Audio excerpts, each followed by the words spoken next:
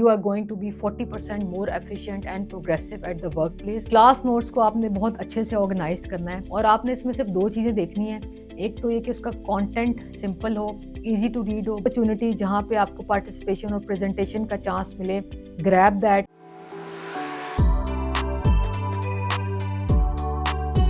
Hi, hope you are enjoying university.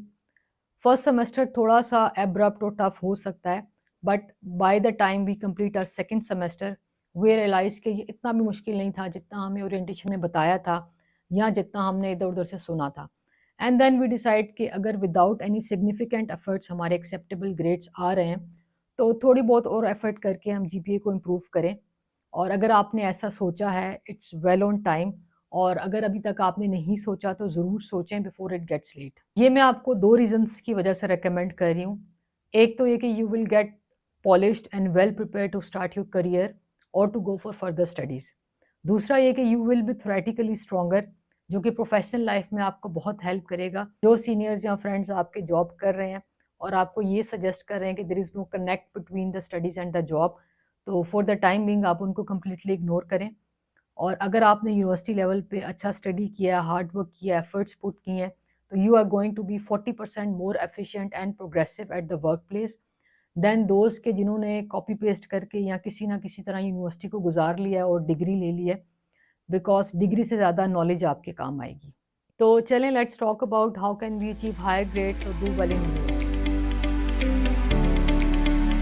तो सबसे पहले और सबसे इम्पॉर्टेंट है रीडिंग। रीडिंग में आपने दो चीज़ें करनी है। एक तो ये कि आपने क्लास से पहले चैप्टर को रीड करके जाना है। फॉर एग्जांपल, अगर नेक्स्ट क्लास में टीचर ने आपको लीडरशिप स्टाइल्स वाला चैप्टर पढ़ाना है तो आप कोर्स बुक से उस रेलेवेंट चैप्टर को रीड करके जाएं। उसका बेनिफिट ये होगा कि you will better understand the lecture. इसके अलावा जो भी आपके कंसर्न्स हैं, क्वेश्चंस हैं, वो आप ड्यूरिंग द क्लास पूछ सकते हैं और you will gate engage in the class, क्योंकि आपको लेक्चर की ज़्यादा अच्छी समझ आ रही होगी एंड आप बोर भी नहीं होंगे। दूसरा रीडिंग में आपने करना ये है कि आपने एक एडिशनल बुक को भी रीडिंग करनी है। एडिशनल बुक की आपने सिलेक्शन कैसे करनी है, या तो आप टीचर से रिकमेंडेशन ले सकते हैं या आप खुद से भी थोड़ी रिसर्च करके बुक सेलेक्ट कर सकते हैं। और आपने इसमें सिर्फ दो चीज़ें देखनी है। एक तो ये कि उसका कंटेंट सिंपल हो, इजी टू रीड हो, बहुत हैवी इंग्लिश ना हो, और इसकी लेंथ जो है बुक की बिटवीन 300 to 400 पेजेस हो, ताकि आप इस बुक को पढ़ भी लें।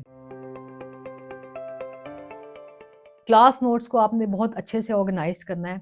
आप लेक्चर में जो भी सीखें या जो भी नोट्स बनाएं, towards the end of the lecture आप उसके रेलेवेंट चैप्टर के साथ उसको अटैच कर दें।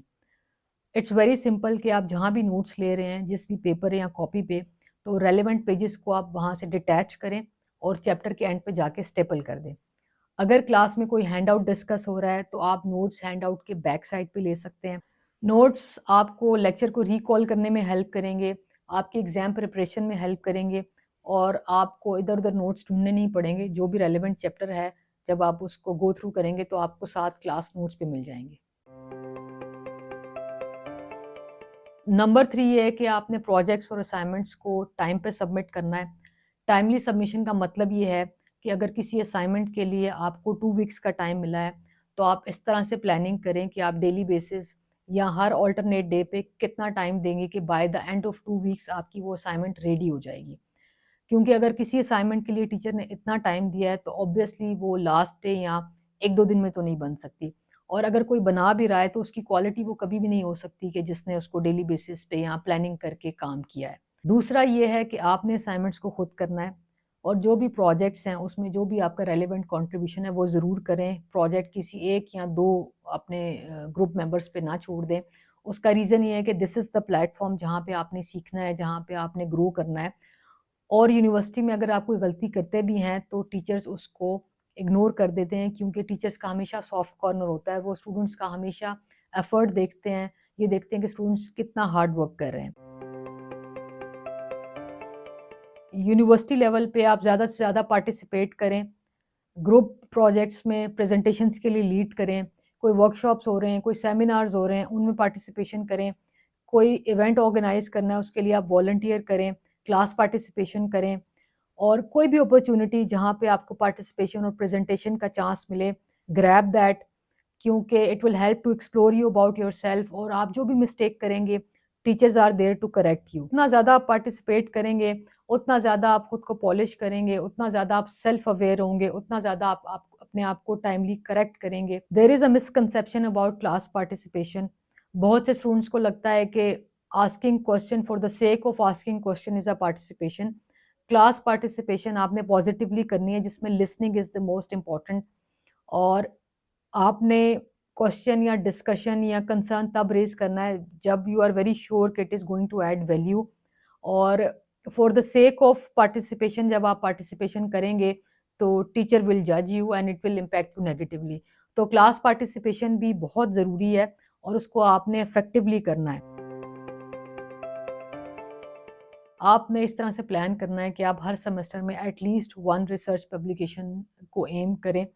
अब बहुत से लोगों को लग रहा होगा कि ये तो एक बहुत ही बड़ी बात होगी, बहुत ही एक इम्पॉसिबल चीज़ है, और बहुत से लोग डर रहे होंगे कि ये कोई बहुत ही इमेजिनरी चीज़ है जो कि पॉसिबल नहीं है। ऐसा नहीं है। बहुत से जर्नल्स हैं, बहुत सी यूनिवर्सिटीज़ हैं, बहुत से ऐसी वेबसाइट्स हैं जो रिसर्च को पब्लिश करती हैं, और रिसर्च की भी फिर बहुत सी टाइप्स हैं। ऑपरेशनल रिसर्च है, एकेडमिक रिसर्च है। तो आप अपने स्केड्यूल, अपने बाकी कोर्सेज़ और पूरे सेमेस्टर के हिसाब से देख सकते हैं कि आपने किस टाइप ऑफ रिसर्च को टारगेट करना है और किस पब्लिकेशन वेबसाइट या किस पब्लिकेशन जर्नल को आप एम कर रहे हैं। और लाज़मी नहीं है कि आप रिसर्च खुद से करें। रिसर्च के लिए आई वुड सजेस्ट कि आप कोलैबोरेट करें, या तो आप टीचर के साथ कोलैबोरेट भी कर सकते हैं, या आप पूरी क्लास में देख सकते हैं और कौन से ऐसे स्टूडेंट्स हैं जो कि they can help you and you can do research in partnership. Research publications का आपको फ्यूचर में कोई ना कोई ज़रूर बेनिफिट होगा, और यूनिवर्सिटी में it's a very powerful way to stand out. और अगर अभी आपको ये एजेंडा बहुत हैवी लग रहा है तो आप इसको पार्क कर लें फॉर द अपकमिंग सेमेस्टर्स, लेकिन आई वुड रिकमेंड कि आप रिसर्च पब्लिकेशंस को एम करें, टारगेट करें और ज़रूर इसको परस्यू करें। अगर आप ये सब फॉलो कर लेते हैं तो surely you will learn a lot in university, और आप अच्छे ग्रेड्स भी ले लेंगे। और अगर अभी आपको ये बहुत ज़्यादा लग रहे हैं तो आप ये कर सकते हैं कि आप इन 5 में से you can pick some of them for the upcoming semester. आप 2 पहले सेलेक्ट करें, कौन से 2 जो हैं आप इजीली फॉलो कर सकते हैं इन द कमिंग सेमेस्टर। उसके बाद आप नेक्स्ट सेमेस्टर में 2 और ऐड कर लें या 1 और ऐड कर लें। आई विश कि आप अच्छा पढ़ें, अच्छी स्टडीज़ करें और अच्छे ग्रेड्स के साथ यूनिवर्सिटी।